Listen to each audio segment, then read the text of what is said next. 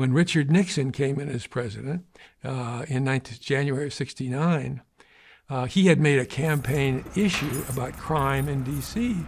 He called it the crime capital of the country. Washington's 3rd Police District. There is contrast here. From Embassy Row to devastated 14th Street, a corridor of violence in the spring riots of 1968. An average week in this district will bring 40 robberies, 16 aggravated assaults, and a high incidence of rape, homicide, and arson. With drug abuse the source of at least half the crime, 80 addicts this year will die from overdose. He came into the office, and a group of prominent citizens in Washington went to him and said, unless you do something about the crime problem in Washington, we're going to have a press conference every week about your failures in that. So he got very interested in crime in Washington.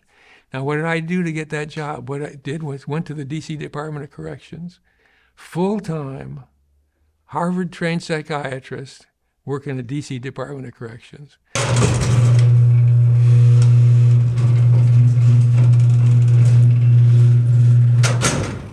And I had a man named Ken Hardy, who was the director at that time, and I feel very close to him, a wonderful man, very helpful guy. Well, in that context, I became interested in the fact of what drugs could have to do with the crime epidemic. And I took some urine bottles to the D.C. jail and collected urine from everybody who came in the month of August of 1969. And what I found was 44% of them were positive for heroin. And when I looked at the year they first used, it tracked exactly with the rise of the crime. In other words, they were using more and more as it went through the late 60s, and you saw the crime rate going right up with that. So then the question was, okay, Bob DuPont, what do you do about it? And I went around the country, looked at various options for treatment. And one of the ones that were particularly attracted me was methadone treatment, which had started in New York City in 1964. To help them change, rehabilitation programs have an enormous task. Some programs use regular oral doses of methadone, a synthetic narcotic, to eliminate the addict's craving for heroin. Though still addicted, they are more stable and can participate in their rehabilitation program without being preoccupied with getting heroin.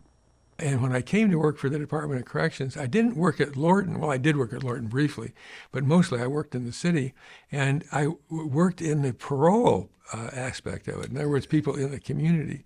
And I was very interested in how to get more community corrections and less institutional corrections, and also how to make corrections work better to help people get straight and have a good life, to stop the criminal behavior and change their way of doing things. So I started the Halfway House program in Washington as the director of community services for the Department of Corrections. To be really successful, the program must provide long-term assistance to the former addicts who need to put together entire new lifestyles, develop job skills, find new friends, learn to cope with the stresses that they may have taken heroin to reduce.